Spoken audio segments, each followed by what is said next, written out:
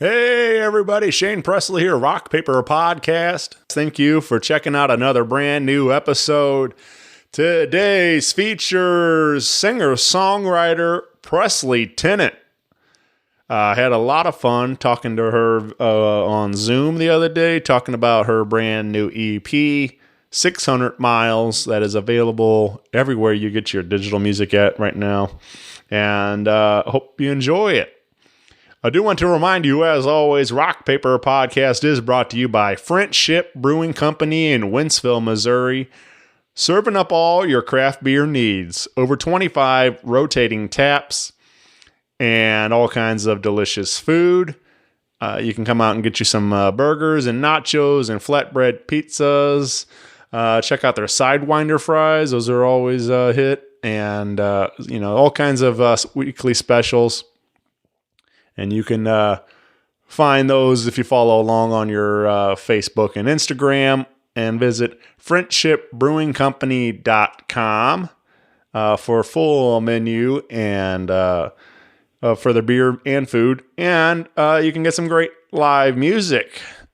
This week I got a couple of fun events happening on December 20th is their Ugly Sweater Party on Tuesday night. Thursday, the 22nd, they'll have Singo Bingo. And on Friday, December 23rd, Steve Kyle returns. And they will also be open noon to 7 on Saturday, Christmas Eve, December 24th. And looks like they're doing a buy two crawlers, get one half off, and $2 off their Thanksgiving 4-packs. So if you didn't get a chance to check out the Thanksgiving 4-packs, those had like a pecan pie beer and yam beer. And I don't know, they sounded interesting. I'm going to have to go buy and grab a 4-pack myself. So I know they're doing some flights and 4-pack specials. So check those out. You can get all your all the beer menu, food menu, and concert calendar at friendshipbrewingcompany.com. And if you are in the Hannibal, Missouri area or anywhere nearby, great news. Friendship Brewing Company is gearing up to open up a brand new location in Hannibal in 2023. So keep an eye out for more info coming soon. If you need anything else from me, of course, you can always find me at rockpaperpodcast.com. Hit me up on the socials. Email me at rockpaperpodcast@gmail.com. I would love to hear from you. And with that out of the way, sit back, relax, and enjoy this brand new episode with Presley Tennant. A podcast is kind of like it's like a radio show that's not on the radio. It's on the internet. Does that make sense? Uh-huh. Yeah. That's also like my mom. It makes it sound more confusing, doesn't it? It sounds like this. Hey, this is Presley Tennant, and you're listening to Rock Paper Podcast. Rock Paper Podcast. Scissors beat paper, paper covers rock. Rock beats scissors, Shane covers non-stop. Never know what new kind of guest that he's got coming at you. Live and direct on the spot. Could be rock, folk, country, or hip-hop, jazz. All kind of folks that he has. Could be an artist or a comedian to make you laugh on the Rock Paper Podcast. double-decker fudge round, rolling round town. Shane coming at you live and direct from ground zero. He's your hero, he's your bestie. Rock Paper Podcast with Shane Presley.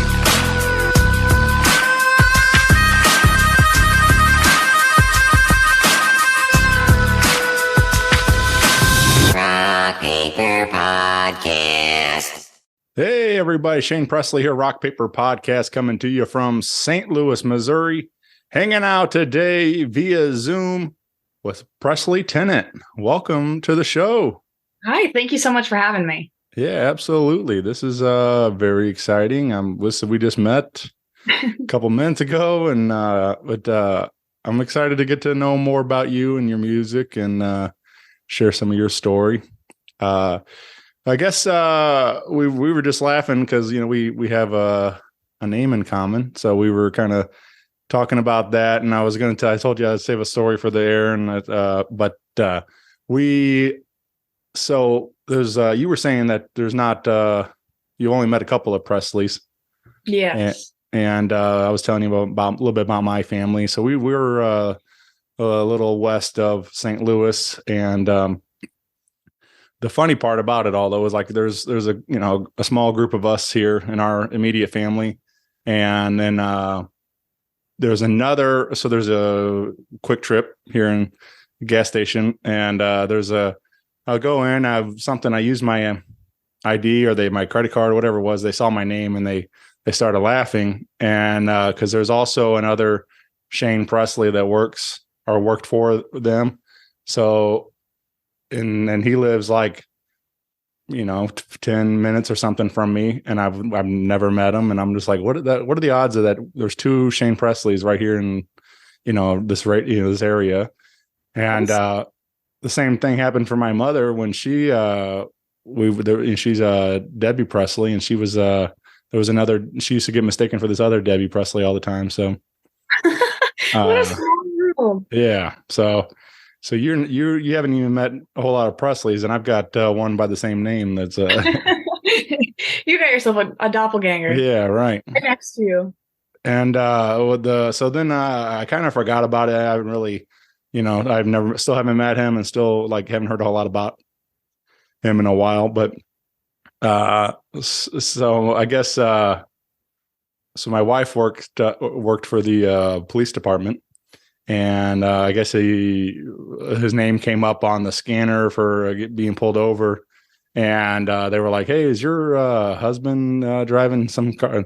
And they're like, "Oh, that's not him. We were in Florida at the time." And so it was just like, so again, now I'm like connected to this guy again and stuff. So He's gonna get you in trouble. yeah, right. Yeah, I need to make sure they start using that middle initial or something. Or Exactly. Unless it's the same, and then you're out of luck. right, yeah.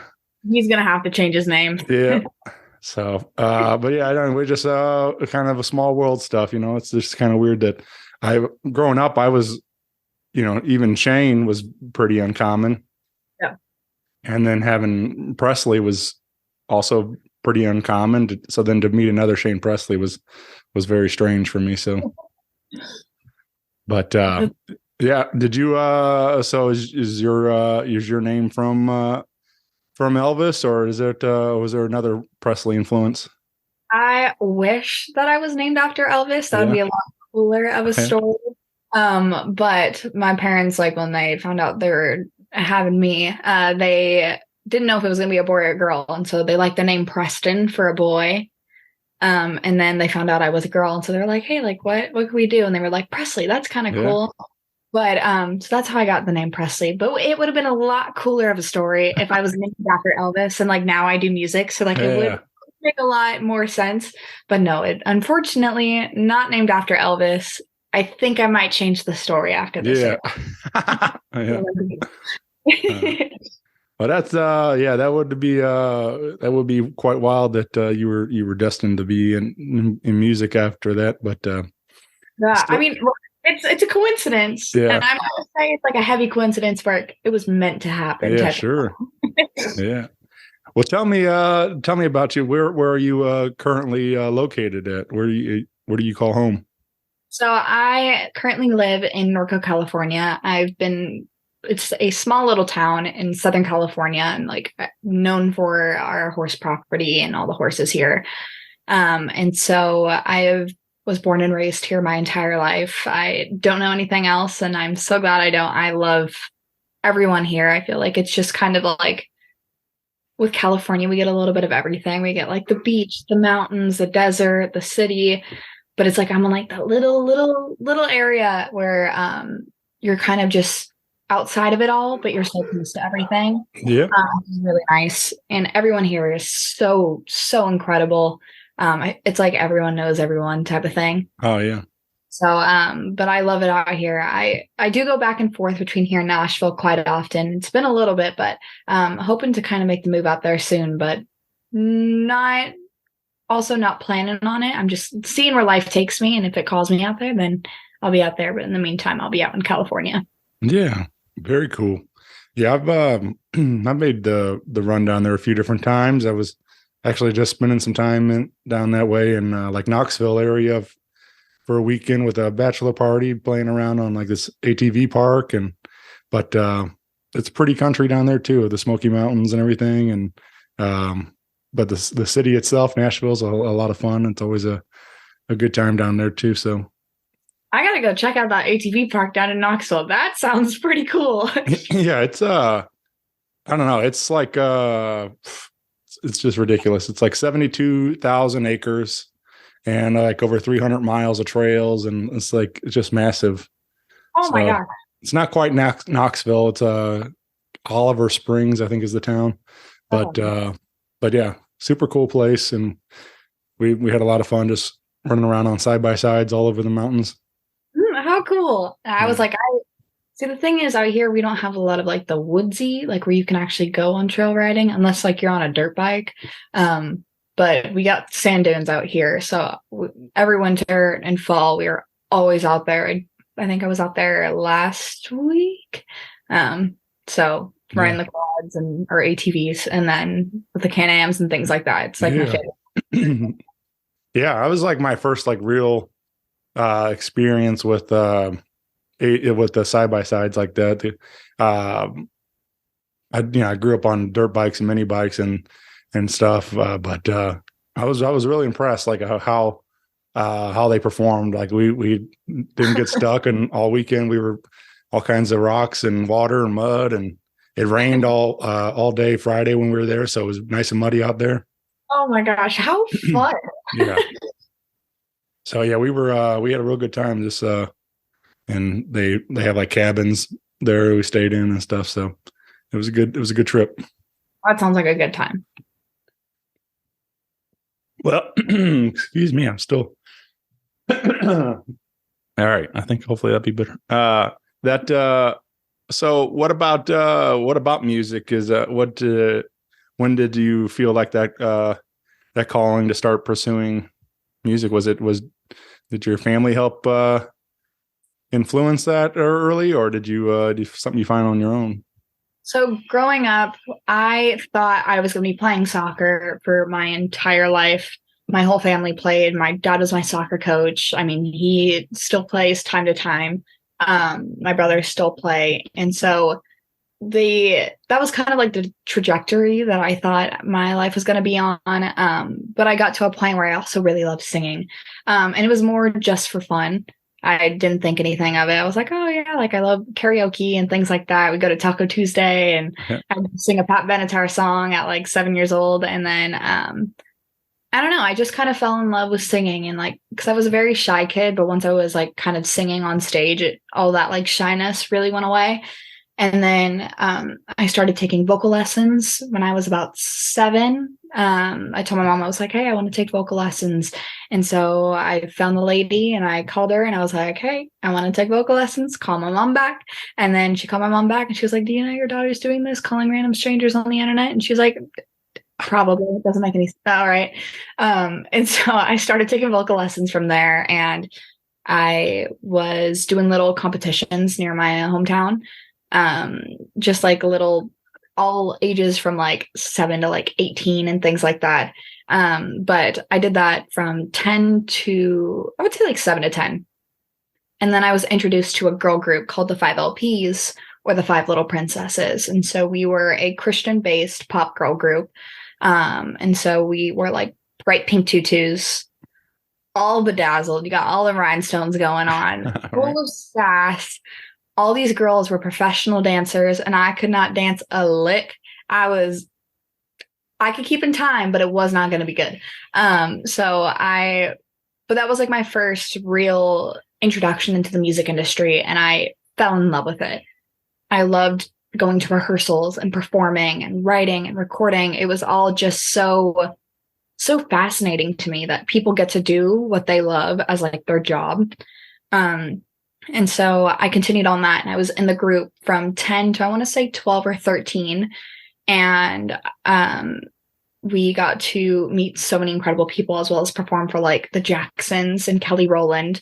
And like growing up, like I always listened to like Destiny's Child and the Jacksons, especially the Jackson 5. Like they were like, I would always sing Who's Loving You. Like everywhere. And so like when I got to meet him, I was like, oh, like this is so cool. Like this is the man singing behind all this. This is so cool. And so I got to meet all of them.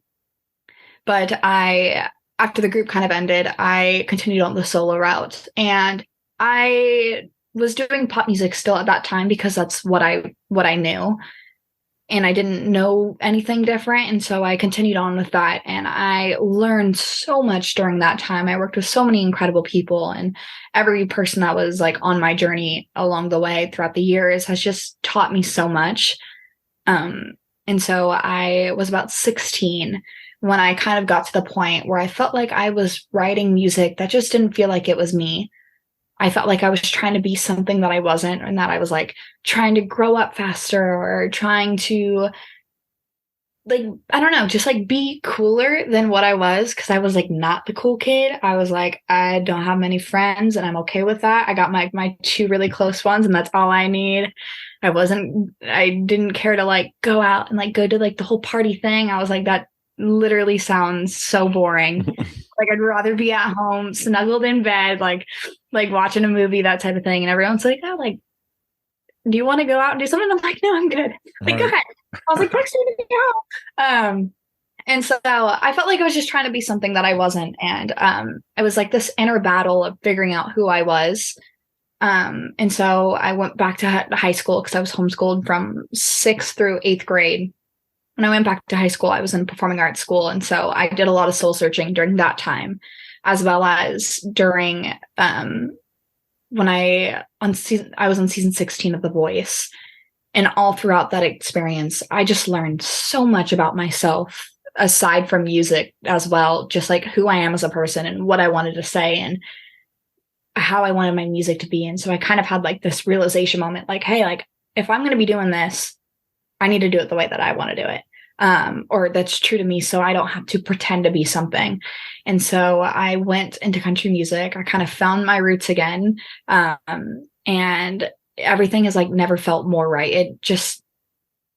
It's like that little like light bulb moment, like in the movies, and they're like, this is the moment. That like is like, that kind of feeling. It's so cheesy. But as soon as I like looked over into country music, it was just like, yeah, like this is home. This is where I feel comfortable, and this is where I'm supposed to be at. Yeah, very cool. That was country music played around the house quite a bit, or was it you saying get back to your roots? Like, is that were you raised on those records, or was it more pop music too? It was a little bit of everything in the household, but the town where I'm from, everyone plays country music. I mean, we don't have sidewalks, we have horse trails, that type of thing. And so everywhere I'd go, that was always played. You go to a restaurant, country music. You go out to the desert, all of our friends play country music. And so I've always been surrounded by it. I mean, as well as the house, but then it's like also like on Wednesdays, it was like opera is blaring at like 7 a.m. because mom's like, get up, time to clean. Right. I'm like, it's cleaning time. We called it our CNC days, the clutter and crap days. So you just like start taking a wooden spoon and you're like shoving everything in trash bags that has been building up for a while. But no, a little bit of everything has always played throughout the house. But country music, I also kind of first started that way. I sang a lot of country music when I was younger. And so when I made the switch, it just felt comfortable. Like it was like, this is where I'm from. This is what I've always been around. And like, even if I didn't recognize it completely at that time, I knew that was home. Yeah. I'm kind of, there was a lot of country music played around our house. A lot of, I don't know. I have early memories of like in my dad's truck, and he had this like CD box set of Conway Twitty. And like we would listen to a lot of those songs, and a lot of them are like super catchy and fun. And then it's like, but then like as an adult, I realized like listening to some of those songs back, like, man, there's some really filthy songs. Like some of the stuff Conway was talking about was it wasn't so he didn't try to hide it very much what he was going after, but it was funny, but great song still. And like, I mean, I remember those being a big part of it, and like a lot of blues and and thing. A lot of ZZ Top and Allman Brothers and Skinner and this type of like Southern rock country and type of. But anyway, just so yeah, I'm the same way. I'm like a lot of various influences coming through the speakers when I was a kid, but it is something really really cool about that when you find your thing. Like we finally like land on what is you and not your influence, not your parents. Influences and stuff like that. And and I think a lot of kids like you're talking about that finding yourself. I think like so many of us, there's a lot of pressure on us around high school in that era, like trying to grow up and figure out what we're going to do for the rest of our lives and stuff, kind of thing. And everybody's trying to figure it all out. And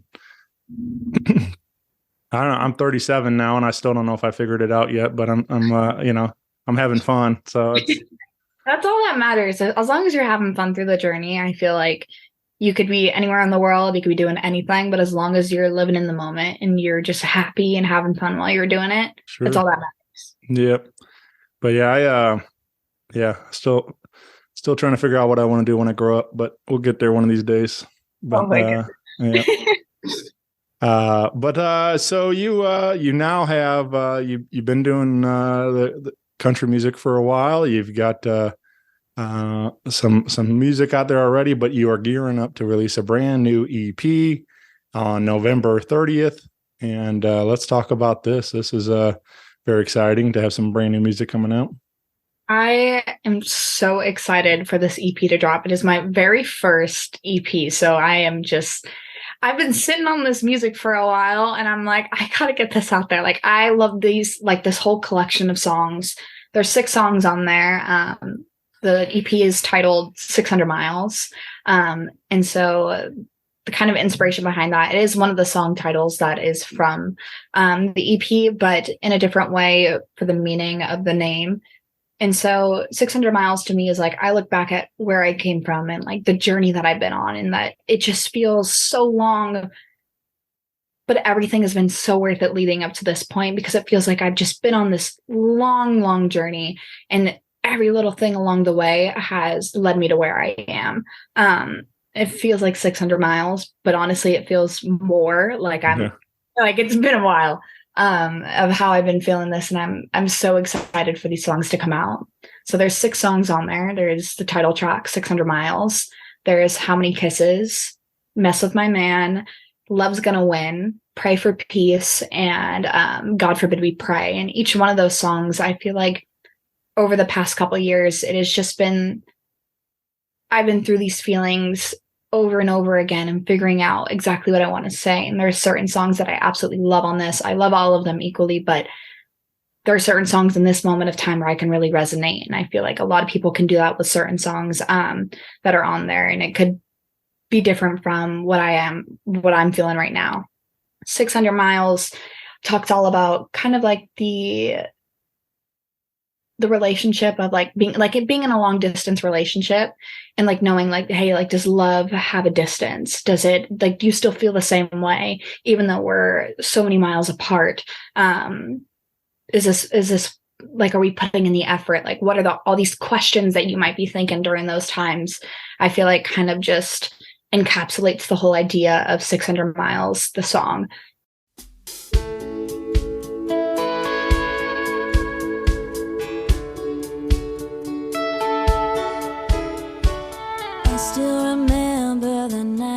July when you pulled me in close for a kiss goodbye. Had to turn and walk away so you didn't see the tears in my eyes. You left me questions in my heart, left me wondering why I fell so hard. Why'd you have to go so fast and go so far?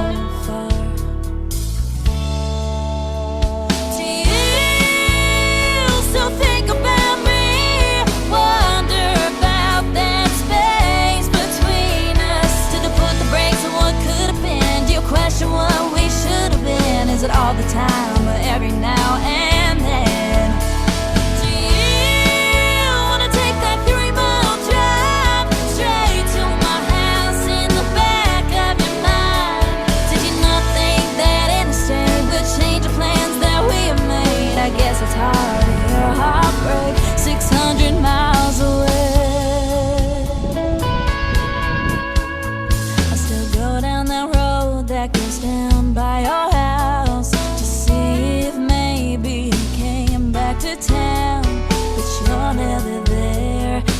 dead and turn right. Do you still think about me? Wonder about that space between us. Did it put the brakes on what could have been? Do you question what we should have been? Is it all the time or every now and then? Do you wanna take that 3-mile drive straight to my house in the back of your mind? Did you not think that interstate would change the plans that we made? I guess it's hard to hear a heart break 600 miles away.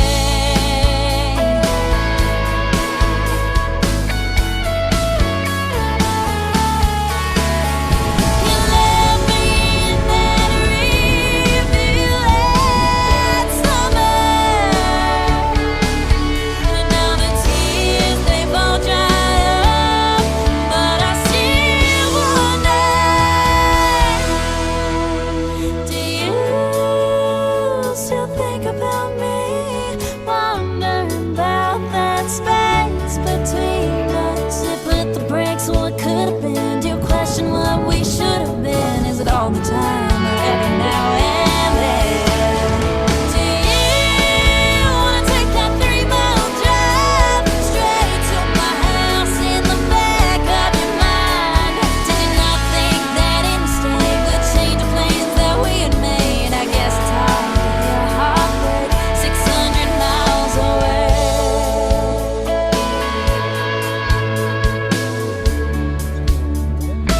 600 miles away.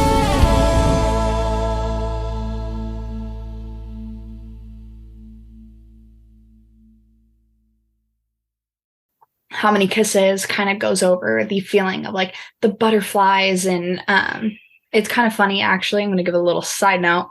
Like while we were writing it, I wrote this with Victoria Banks and Mary Sue England, and we kind of like just had this idea of, you know, the saying like about a Tootsie Pop, and it's like, how many licks does it take to get to the center of a Tootsie Pop? Well, we were like, well, how could that be with love? Like, how many kisses until you know it's love? Like, what counts as that? And it varies for each person, but it talks about all about just like the butterflies and like the excitement of meeting somebody and staying up all nights of the hours, all hours of the night, getting to know somebody because you're just so excited, and kind of just like that feeling. And it's like, how do you know, like, what is this feeling? Like, how many times do you have to like be around them? How many times do you have to do this and that to know exactly what this is? And that talks about everything and how many kisses.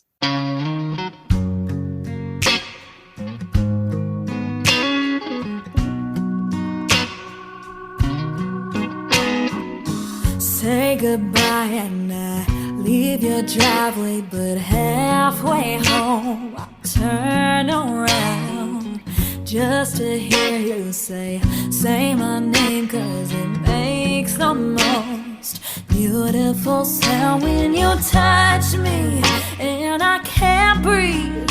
So baby, I'm just asking, how many butterflies and awful nights don't wanna go to sleep? Yeah, how many 2 a.m.s lighting up the phone, sharing all our secrets? Yeah, how many times can we play with the fire when it's almost too hot to the touch? How many kisses still lead to love? How many kisses still lead to love? We conceal them like we don't feel them, but we'd be lying if we denied. Only time will tell what this is, 'cause we're in too deep to fight it. You hold me and I'm shaking. So baby, I'm just saying, how many butterflies and awful nights don't wanna go to sleep? Yeah, how many 2 a.m.s lighting up the phone, sharing all our secrets? Yeah, how many times can we play with the fire when it's almost too hot to the touch? How many kisses still lead to love? How many kisses still lead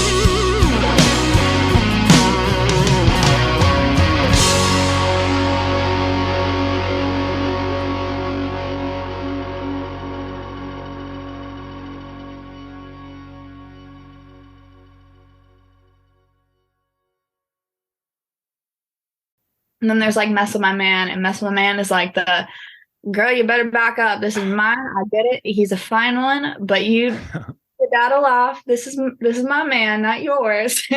That type of feeling. It's like a very boss girl energy, I would say. And then there's Love's Gonna Win. It talks about just like how at the end of the day, putting aside everybody's differences, if we all come together and just kind of go off of how we all feel, we all would have a lot more in common. In the fact that like everything will be okay, because as long as we all have the love and respect for one another, we're all going to be fine.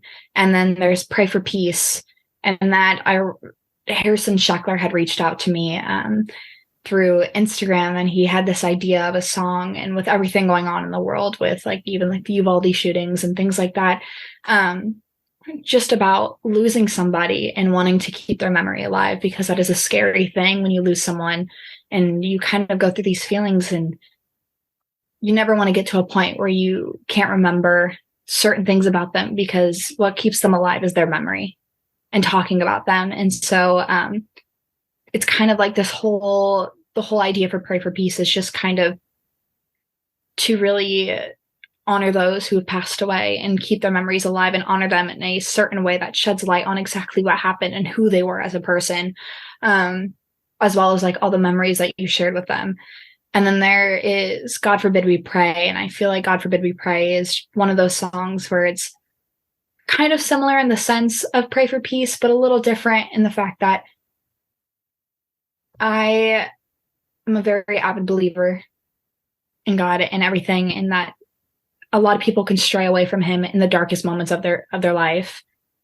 And that could be really scary, because at that moment you feel like you may be helpless or might not have any like purpose, or trying to find something to find the way out of this dark tunnel. But if you believe in God or in something out there, whoever it is and like what they believe in, but there's a sense of purpose. And if you follow by their, and like when you follow by his, I don't even know how to like correctly explain this. When you believe in something, that there's purpose, and it gives you something to live for and something to live by. And so it's all in good faith and good timing, but you have to trust him completely. And I feel like that is all about God Forbid We Pray. It talks about like all these dark times, but as long as we can turn to him and surrender ourselves to him, everything will be okay. Yeah. Well, very cool. You, again, this will be readily available on all your platforms on November 30th. And you can visit PresleyTennant.com. You said there's a bunch of merch for this rollout, and you can sign up for the fan email list and stuff, right? Yes, that is all on my website, which is PresleyTennant.com, and everything along that, as well as like tours and things like that, shows that I have coming up. Well, I'll be there, as well as this new EP. Everything will be linked on there, and so everyone can go check that out. Yeah. Are you doing any kind of physicals, CDs or anything with this, or just digital only at the moment? As of right now, digital only, but that could be something that we visit very soon. Yeah. Yeah, I think it's, I mean, I talk a lot about it, but I mean, I'm a collector. I like having a physical representation of it. So, but I know we're in the era of where CDs doesn't really make a lot of sense for a lot of people. And, but it's cool to see vinyl making as much of a comeback as it has. And so I don't know. But I enjoy supporting the art in that way and stuff. And the streams are downloads and the streams and stuff, and like it's having it all readily available is nice, but I like having to hold it too. Yep. I feel like streaming is very convenient for this day and age, obviously, with our phones being right at our fingertips always, half the time leave our hands.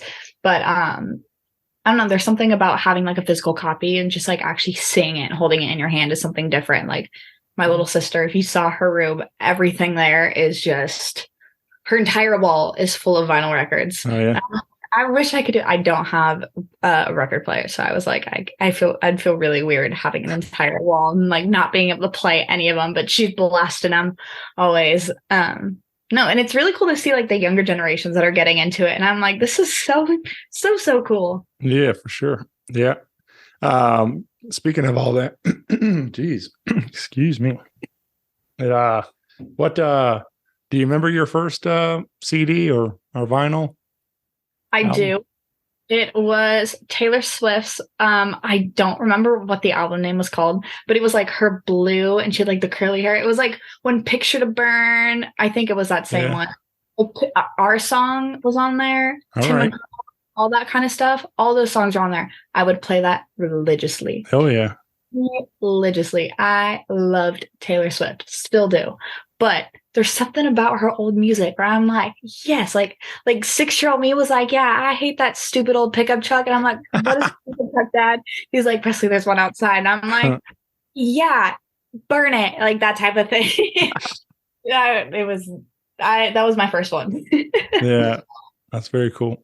It's yeah, I mean, she's obviously one of the all-time greats, you know. She's been crushing it for a long time, but it's really cool to see her you know, buying all her own music back and re-releasing it this, you know, recently, and then now we got a brand new album and stuff. And I've been laughing at the like the TikTok trend, you know, the it's me, and like so it's just it's fun to see it.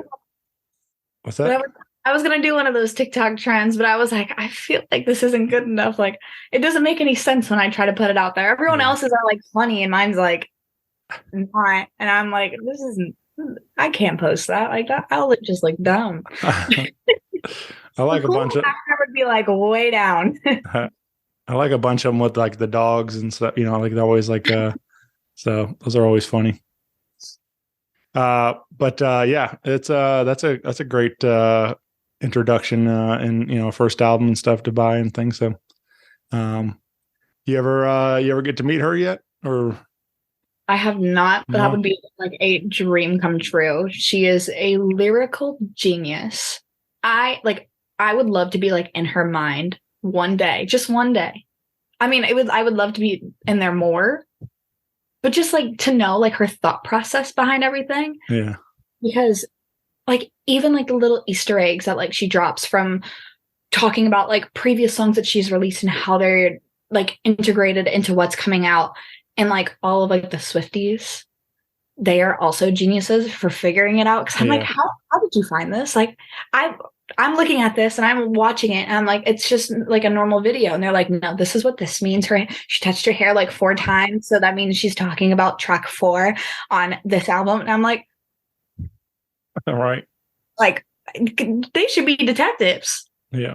Like, seriously, they should be in the FBI at that point because they're finding clues.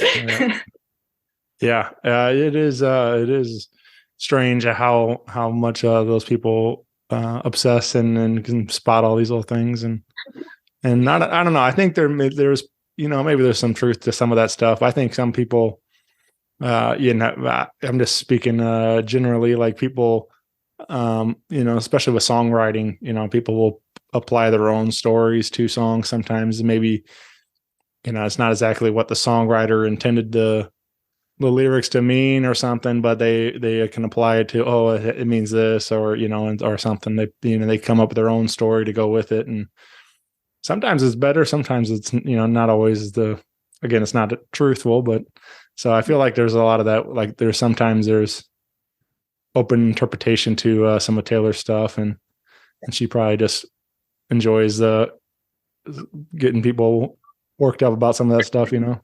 Yeah. So And then like overcomplicating it when it's so much simpler. And right, she was, yeah, exactly. let's tell you guys. Yeah. So you on the EP, did you wrote all these songs except for you said you co-wrote with a friend on some of them? So there's a few songs on there that I did not write, and I think this is like the first project where I'm actually releasing music that I did not write completely. But I felt so strongly about these songs and that I resonated with them so well, and I just fell in love with it. And like a good song is a good song, and I stand by that. It doesn't matter who wrote it at that point. And so there's a few songs on there. I think about half I wrote, and then half of them or let me think about this. 600 Miles I co-wrote. Yeah. Then we have How Many Kisses I co-wrote, and then Love's Gonna Win I co-wrote, as well as Pray for Peace. I changed up a few things when he sent over the song, but otherwise I left it untouched because I was like, I love this. And then God Forbid We Pray, I did not write, but I just love the message behind it and everything that it had to say in the song. And then Mess With My Man, I was like, this is a masterpiece. Yeah. No one's touching it. This is exactly how it's going to be. Like everything that I've been thinking is already on the song. So we're good. Yeah. Yeah. That's, I mean, again, going even what I was saying before too, it's fun when you do get those songs and it's almost like they're, even though you didn't write it, but they're like telling your story, or, you can relate exactly to what is being said in these songs and stuff. Like that's always a fun thing, especially even as a fan and stuff that it can connect to these songs like that. So, well, you got before the EP, we just released a new single a couple months back, and let's talk about Break My Heart. That's currently on all your streaming platforms right now. So Break My Heart, I wrote with Nick Autry and Bobby McLam, and we had this idea, like we had this lyric idea that we really liked, and it was, I want you to break my heart. And like usually like we just title it Break My Heart, but because when you hear only Break My Heart, you're like, oh, like you're gonna break my heart, like don't do that, like that type of thing. But it's like the complete opposite, but the same. It's like, if anyone's gonna do it, I want it to be this specific person. Like I want you to break my heart. Like go ahead, trash it, shatter it over and over and over again. But as long as it's with you, I'm a-okay with that. I'm not going to say that it's healthy, but that's just the song. No, it was kind of talks about like all these things, and in the chorus, especially, like my favorite line is, of course I forget it. I want you to break my heart. Okay, this part. It says like, keep every piece or when it falls apart. As long as you put it back together, I'll go through this forever. I only want your name on these scars.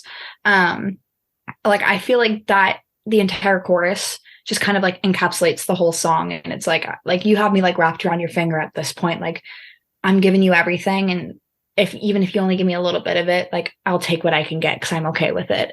And so like the song I feel like is really fun. It's probably one of my favorite songs that I've released. I feel like it's just so upbeat and a little different than what you'd be expecting the first time when you first hear it. Cause you're like, again, like you're gonna break my heart. Like, yeah.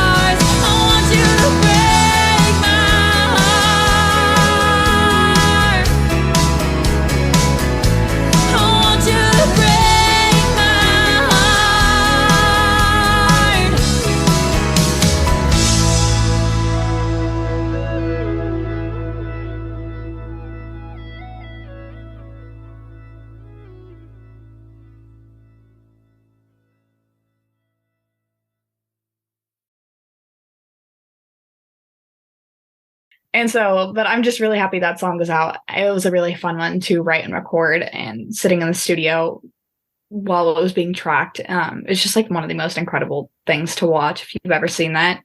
Like sitting in there, they listen to this like a little voice memo of like a work tape of a song that musicians listen to it like maybe once or twice, and they're like, okay, cool, like let's go in there and do it. And then all of a sudden, the song is done. And I'm like, Yeah.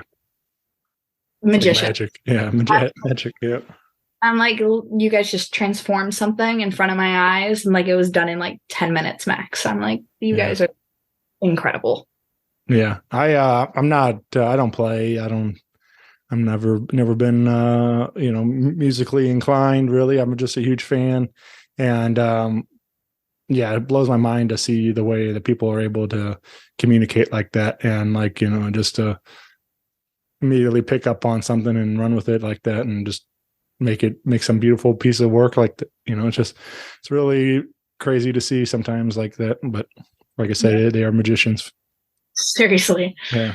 Either like magicians or like wizards of some sort. Yeah. Something magical. They all, every single one of them.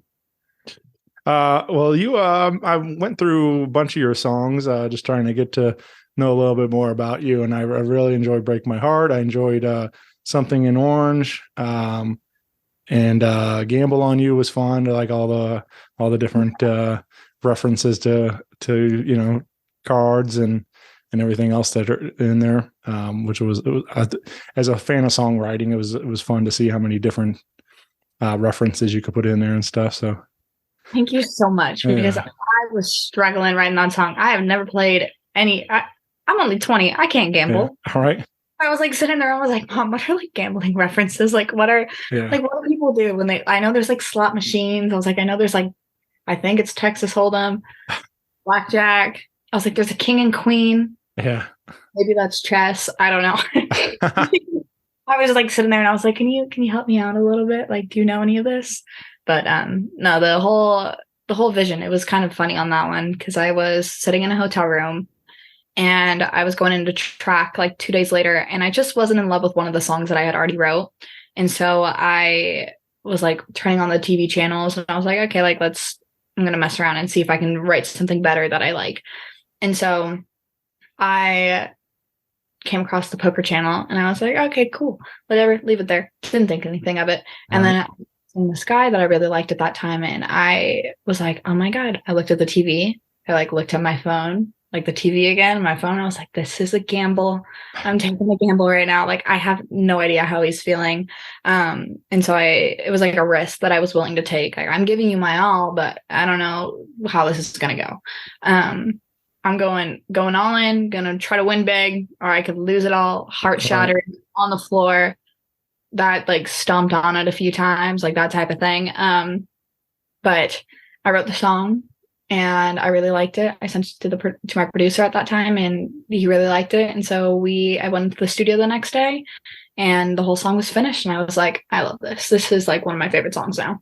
Yeah. It turned out really nice. Like, it's just like, it's just, again, as a fan of songwriting, it's fun when you see somebody take something that, like that, like it might be like right in front of you, like there was that, and then, but just like to see it come together so nicely, like the idea of taking a gamble. And so, well, it was very well done, and you can find that on all your streaming platforms.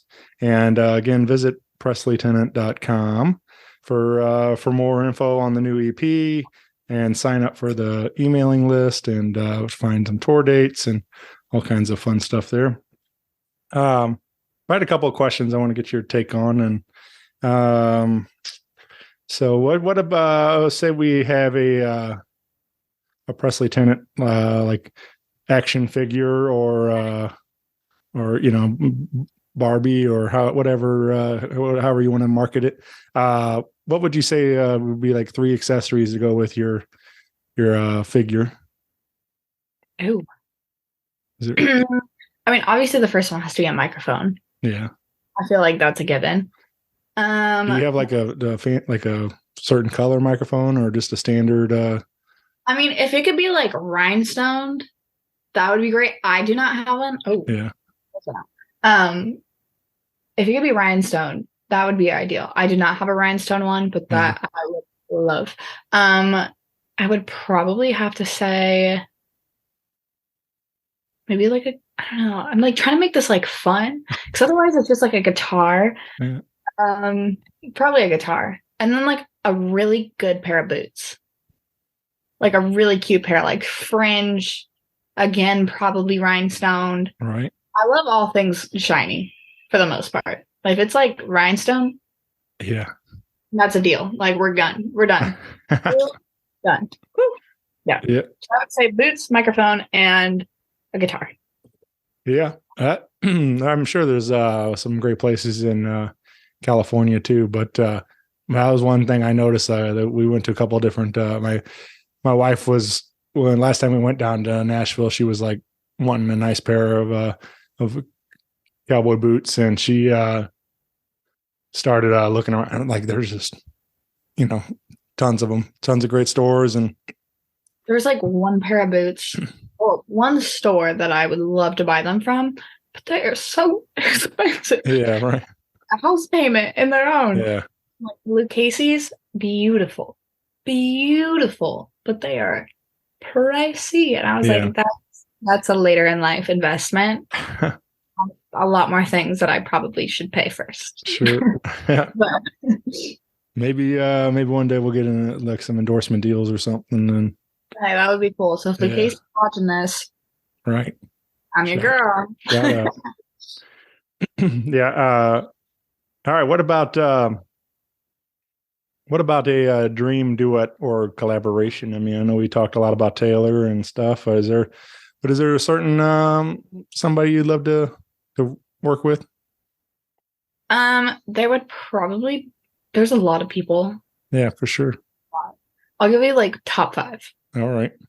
Carrie Underwood for sure, because I love Carrie Underwood. I love how powerful she is and everything that she has to say in her music. It's just, I don't know, it's so effortless the way she sings too. And I'm like, there's no one else quite like her.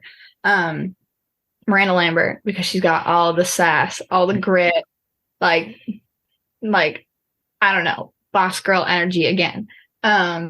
Chris Stapleton, because he doesn't even have to be singing an actual lyric. He could be just saying the word "oh," and you're like, I felt that.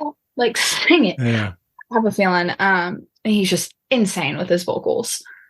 But then I also would really love to write with or sing a song with Ashley McBride. I think she is a lyrical genius. Her and Kaylee Hammock, they are so descriptive in their writing. But I don't know. I think songwriting is such an art because of the fact that it is typically only like 2.5 to 3.5 minutes, usually, give or take. And they can fit an entire situation. You feel like you know every little thing about it and exactly what even like the scenery looked like at that time and like the feelings that were involved. And everything is just laid out there.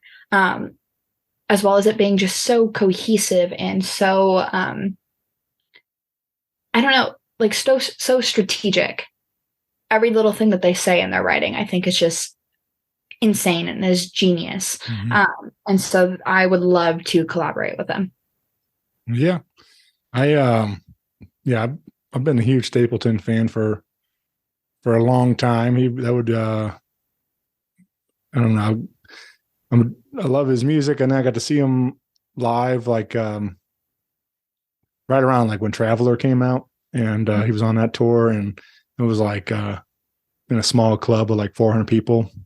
And I remember thinking that night going in there, I'm like, this is never going to happen again. This guy's on a rocket to the top right now. And he, of course, now he's, doing stadiums and, giant arenas and everything. And so it's cool to see people starting to take notice that, I mean, obviously well overdue. He was writing all kinds of great songs all over the radio for years before putting himself out there. Yeah. But he's one of the best for sure. That would be a fun collaboration. That would be a dream collab. So you were talking about like feeling it, like that was, I have a very distinct memory of him doing Sometimes I Cry, and he's like, 15 feet from me or whatever. And I'm just like, man, this so much just raw emotion coming out, and like it was just beautiful. It was such a cool moment. It's always, I don't know, whenever he sings, I'm like, this is so vulnerable. Like, I Yeah. don't know, like, the way he sings it, I was like, he just seems so like authentically him. Like he's just free. He's not holding anything back. And I really admire that. Mhm. And I love that he like does it all with Morgan too. Like she's right there, and he's like looking into her eyes as he's singing to her and stuff. And I don't know, it's just beautiful too. It's just I love that their relationship and that they can do this together. And so it was very cool to see. It's kind of that whole Johnny and June thing or whatever, the different other love stories throughout the country music and stuff, but it's really cool to see them getting to do that together. Well, let's see what I got. One more for you. All right. What, I was thinking like, talking a lot about different songs, and is there a song you wish you wrote? Like, is there one that you heard and you're just like, man, I wish that was on my album, or I wish, they just feel like they're telling their story or anything in that sense, like you just really connected with? I would say two songs in particular. It would be Worship What I Hate by Lady A. I think that song, especially in today's generation, a lot of people can relate to it. We all subliminally do things that like we don't necessarily would want us to do. Like even as stupid as like when we wake up, like the first thing that we do is like check our phone and like see what's going on in the world. But it's like there's so many of like these things that like we don't realize that we're doing, and it's like we slowly start to become that. And so I think that song recognizes everything about that. And I just think it's like a very beautiful song. And it's like, I don't know, trying to fight these like inner battles and these inner demons and figuring out like who you are and trying to push it all away just to be yourself. I just think it's a very beautifully written song. And then Ashley McBride's Girl Going Nowhere. I would have to say that one because I feel like it's also kind of like the journey that I'm on too. Talking about like how like being from like a small town and then doing all these cool things, and people are like, oh, like it's gonna fade away, like that's not real, like she's gonna be done in a flash. Mm-hmm. And then it's like all of a sudden you still keep going, there's a little bit more traction, everyone's like, oh, like yeah, like I know her, and I'm like, you didn't know me back then. Yeah. You didn't want to. Like that type of thing. I don't know, it's just, I think that song is just very beautifully written as well, and talks a lot. And I feel like a lot of artists today can relate to it in that same style of like when they finally start to do something, everyone's like, oh, I was there for you. And I'm like, you might know my middle name. Like, do you know my favorite color? I was like, you could even take a guess and it'll probably be wrong. No, I'm just, that sounds so horrible. Oh my God. But I think those two we're ended there. Those two songs are I love this. I had a buddy, Dave, wrote online the other day, going into Thanksgiving and stuff, and he was saying something about like hey, musicians, it's our favorite time of the year when we get to go, and are you still doing that music thing? And it's like how many you go back home to your friends and family and stuff, and everybody's it's this is what your career, your dream and stuff, and people still don't believe it's a real thing that you can do. It's like you just don't have the Monday to Friday 40 hours a week job. It's like, well, because it's not your typical like 9 to 5 or like right. certain hours. Like, I don't know, music is a very up and down industry. Like 1 week you're completely busy, and then for like the next week there is nothing at all, and it's all just kind of a hit or miss. And so people are like, oh, that's not a real job, like that's a hobby. And it's like, I mean, no, this is not a hobby. If I was like, this is a hobby, I would also have a normal job on the outside. But there are people who also do both and make both work, and I think that's incredible. But I was like, they don't realize the amount of hard work that goes into it because it just seems always so fun. Mm-hmm. They don't get to see the whole back end side of it, and that's what a lot of people don't realize. Yeah. I think a lot of people look at just it's the stage is the work part of it, but it's all everything, the traveling and writing and recording, and there's so much that goes on that nobody sees that is all the actual work and stuff too, but it's also fun. But so yeah, it's a crazy business, and it's I don't know, but I just think it's funny that people, even no matter how successful people are, there's still those people that will say that kind of thing, though. That, he's still doing that music thing or whatever. So, but They're backing a compliment, and you're like, yeah, right. I don't know what you mean by that. Yeah, yep. Good thing. Well, you again find 600 miles on November 30th, streaming everywhere, and check that out, and follow along with Presley on your Instagram, and get plugged in socially. Let her know what you think of these brand new songs. And but yeah, I really appreciate you spending some time with me today talking about this, and hopefully we can do it again soon. Thank you so much for having me. It's been a blast. And hopefully I'll keep an eye on the tour dates. Maybe we'll get a St. Louis date on there, and we'll get to hang out and show you around town or something. That'd be awesome. Thank you. Well, thanks again, and you have a great day. Appreciate you. Thank you so much. You too.